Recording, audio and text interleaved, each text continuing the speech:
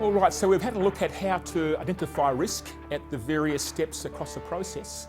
The next question is, does it matter? Now, what risks are worth solving? What risks are worth living with? So I want to have an activity that lets us ask that question. Does it matter?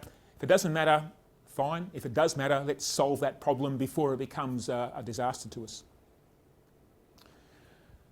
So we're looking at a scenario that explains how to achieve an outcome. Basically, tell me what right is, show me what right is, teach me what right is, and I'll do it the right way. So I've got to develop the script of what the right way is, down to the nitty-gritty, even to the words to say, the things to write, forms to fill out, records to make of particular situations, databases to keep up to date, all that sort of stuff I'm going to put into my procedure. Now, in this situation here, if we, for example, see one of these lean concepts, 5S, for example. 5S is a lean concept of workplace management. Now, if in the scenario we're developing to solve problems, another person's idea is good to draw into this solution, then I would do that. Any Japanese concept in lean that improves and lowers the risk profile, I think it's worth having a serious look at. What I would make sure I would do is, if we're going to adopt 5S, for example, as a workplace management, I would write 5S into the script. I would actually say, here is your duty statement, and here are the 5S requirements you must do. Here are the 3 processes that you are responsible for, and at these steps in the process, you have to do these 5S activities.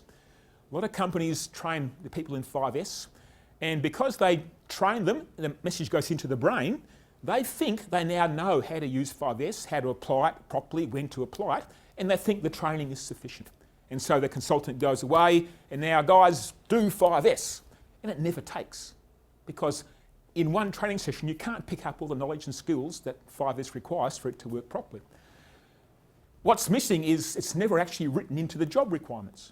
Practice 5S, it becomes words that people hear, but never, how do I put 5S? How do I use 5S in this part of the job right now?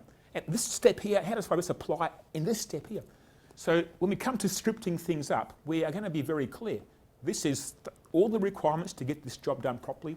And if 5S includes putting tools back on the shadow board at a particular step in the process, put tools back on the shadow board at this point in the process. And we'll write that in there on purpose. If there's no shadow board, we will say, well, you can't complete that process. Get a shadow board put up. So we're going to recognise where the risks are, and we want a process to find those risks and understand the business impact of that risk. That process, when it comes to machinery, already exists. We call it equipment criticality.